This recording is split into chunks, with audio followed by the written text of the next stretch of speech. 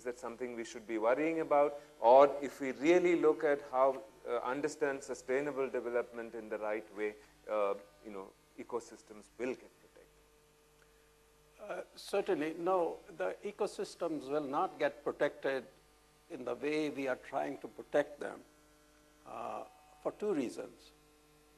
One is that we still think that ecosystems are there for us to enjoy the beauty of nature and for us to see birds and plants and tigers if we can afford tiger safaris.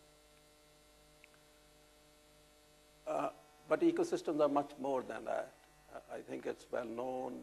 Ecosystems provide us important services, and we all know that. We have talked about the water. They have spiritual significance, they have aesthetic value, and so on and so forth. But we take it for granted that they are free. All these things are available to us free. And therefore, we are not really very concerned about their sustainable use. Understanding our need in a different manner, that's what I understood from what I said, is an important part of what we should do. But your own organization is involved in identifying need and making provisions. And to that extent, you're trying to increase the amount of energy available where it is needed, right? Why are you doing that? Not increasing. Okay. We're not increasing at all. We are basically displacing kerosene and candles. And so we are not actually increasing. For basics of, for education, health, people are already, for today, are living on kerosene and candles, right? You're not, so I think we are replacing that. Have we looked at the needs in a very different manner? That's what needs is. With one light, all 3 rooms were lit.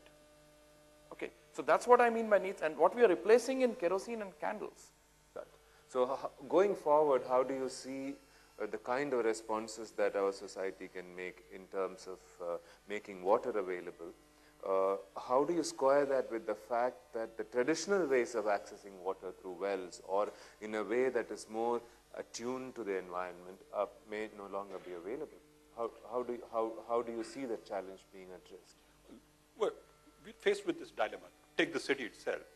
This city, Bangalore, was dependent on the Arkavati River, which flows about 35 kilometers from here. Now it sucked up the Arkavati River dry. Now it's moved on to the Kaveri.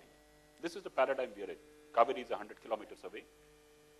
Nothing is being done about catchment management or ensuring that the river waters will flow, which is this city's responsibility because this is the single largest consumer of that water. So we have that paradigm of going farther and farther for water, or we have a paradigm at looking at our lakes and tanks, of looking at the rainfall that comes here, of looking at recreating wells. And I have enough and more anecdotal stories from Bangalore itself, where people have collected rooftop rainwater and put it into their old open wells. The open wells have sprung back to life.